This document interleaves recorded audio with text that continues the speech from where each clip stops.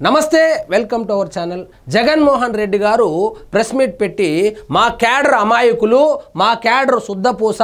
మా క్యాడర్కి ఏమీ తెలియదు రాజకీయ కుట్రతో రాజకీయ కక్షతో కేసులు పెడతా ఉన్నారు లోపల వేస్తూ ఉన్నారు లోపల దోమలు కుడతా ఉన్నాయి అన్నం కూడా సరిగ్గా పెట్టడం లేదని బీద ఏడుపులు ఏడుస్తున్నారు కానీ వాళ్ళ క్యాడర్ చేసేవన్నీ లుచ్చా పనులు వాస్తవంగా జగన్మోహన్ రెడ్డి గారు వెళ్ళిన కార్యక్రమం ఏమిటంటే జోగి రమేష్ కొడుకు పెళ్లికి వెళ్ళాడు జోగి రమేష్ కొడుకు పెళ్లికి వెళ్తే మీ నాయకుడిని చూడడానికి వెళ్తే వెళ్ళినామా భోజనం చేసుకున్నామా మీ నాయకుడిని చూసినామా వచ్చేసినామా అని ఉండాలి కదా తెనాలిలో ఇటు చూడండి ఏం చేస్తున్నారు వాళ్ళ క్యాడరు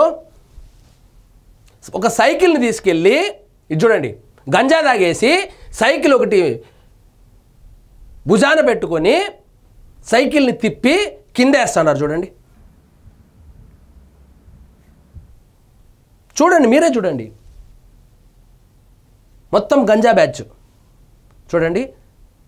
అంటే తెలుగుదేశాన్ని అట్లా తొక్కుతా ఉన్నారంట తెలుగుదేశాన్ని మీరు అట్లా తొక్కడం కాదు మిమ్మల్ని ఆంధ్రప్రదేశ్ ప్రజలు ఫ్యాన్ 3 రెక్కలు ఇరగొట్టి 3 ఉంటే 3 2 ఉంటే 2 రెక్కలు ఇరగొట్టి ప్రతిపక్ష హోదా కూడా లేకుండా చేసి పక్క రాష్ట్రానికి పారిపోయేలాగా చేసి సంవత్సరమే అయింది అప్పుడే చూడండి వీళ్ళు ఏం చేస్తున్నారు సో నేను ఫైనల్గా ఏం చెప్తానంటే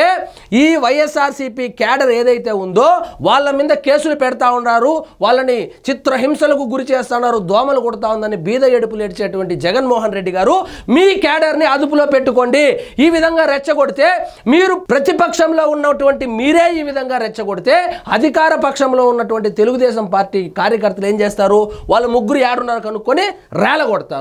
కొడితే ఏమవుతుంది కేసు అవుతుంది కేసు అయితే ఏమవుతుంది మళ్ళీ నువ్వు వస్తావు ప్రెస్ మీట్ పెడతావు ఏం చెప్తావు మా కార్యకర్తలు అమాయకులండి అరెస్ట్ చేశారండి అంటారు ముందుగా జగన్మోహన్ రెడ్డి గారు గుర్తుపెట్టుకోవాల్సింది ఏమంటే మీ క్యాడర్ని అదుపులో పెట్టుకోండి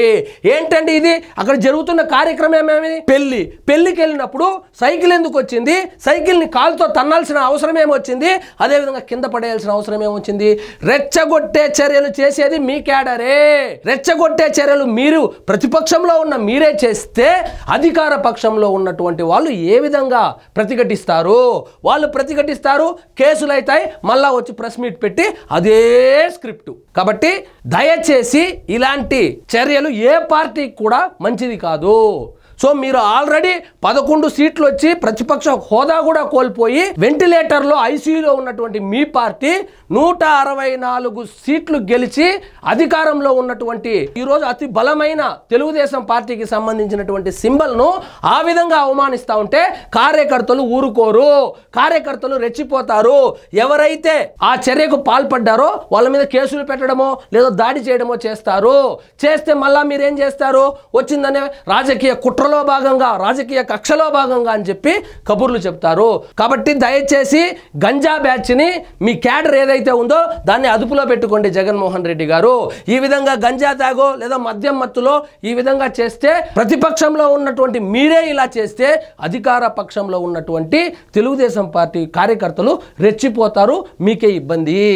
సో దయచేసి ఏ పార్టీకి సంబంధించినటువంటి కార్యకర్తలైనా ఇటువంటి చర్యలు అయితే చేయొద్దండి కేసులు ఫైల్ అయితే ముఖ్యంగా వైఎస్ఆర్సీపీ కార్యకర్తలు గుర్తుపెట్టుకోవాల్సింది ఏంటంటే కేసులు బుక్ అయ్యి లోపలేస్తే జగన్మోహన్ రెడ్డి రాడు వర్రా రవీంద్రారెడ్డి దగ్గరికి వచ్చినాడా రాలేదు ఇంతవరకు బయటకు రాలాయన బోరుగడ్డ అనిల్ దగ్గరికి వచ్చినాడా రాలేదు వల్లభనేని వంశీని ఏమన్నా బయటకు తేగలిగినాడా లేదు అధికారంలో ఉన్నప్పుడు మదమెక్కి ఆ విధంగా ప్రవర్తించినటువంటి వాళ్ళు జైల్లోకి వెళ్తే ఇప్పుడు జగన్మోహన్ రెడ్డి గారు హ్యాపీగా